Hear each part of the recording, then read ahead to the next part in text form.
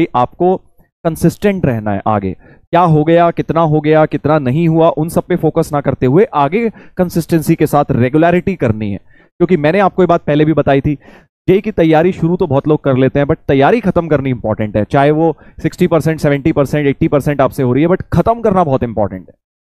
वो गड़बड़ हो जाती है कई बार। हम क्योंकि हमारा बैकलॉग बहुत बन गया है, क्योंकि हमारा बहुत कुछ रह गया है, क्योंकि हमारे नंबर नहीं आ रहे, तो हम रोक देते हैं। रोकना नहीं है, थोड़ा पीछे चलना इज बेटर देन स्टिल रोकना, राइट। तो आप 50-60% जितना हो रहा है उतना करके आगे बढ़ते जाइए, और फिर 10-20% का स्कोप, इंप्रूवमेंट का स्कोप रहता है रिवीजन के टाइम, है ना। तो उतना भी अगर हमने कर लिया है तो हम लोग जेई के लिए फुली इक्विप्ड है आईआईटी जाने के लिए, राइट। ऐसा नहीं होता कि 100% हमारा सिलेबस हो गया, 100% हमसे एक एक टॉपिक बढ़िया से हो गया तभी हम आईआईटी जा पाएंगे, ऐसा नहीं होता।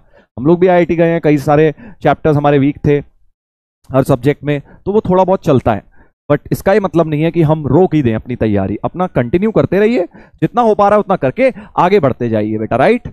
सर मैं बीच में छोड़ दूंगा, ये डिसीजन ले लिया था, मत लो ना। ये डिसीजन तुम्हें क्यों लेने हैं, मुझे ये नहीं समझ आता कि तुम्हें बीच में छोड़ के करना क्या है। ऐसा कोई बहुत ज्यादा तुम्हें कहीं नासा से आया हुआ है, भाई साहब हमें नासा में रिक्वायरमेंट है, इसरो में रिक्वायरमेंट है एक बहुत बड़े साइंटिस्ट की, तो आप जेई की तैयारी छोड़िए वहां आ जाइए, ऐसा तो है नहीं बेटा, है ना। तो अपने को काम यही है लाइफ में अभी, तो क्यों छोड़ना है। जितना हो रहा है उतना कर करा के आगे बढ़ते जाइए। टेंशन हो रही है, अबे टेंशन काहे लेते हो रे। सर पिछला भूल रहे हैं तो बेटा रिवीजन करते रहिए।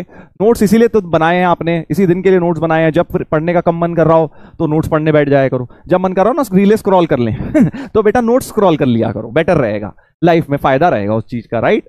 रादर देन रीले स्क्रॉल करने से नोट्स स्क्रॉल कर लिया करो, रिवीजन भी हो जाएगा।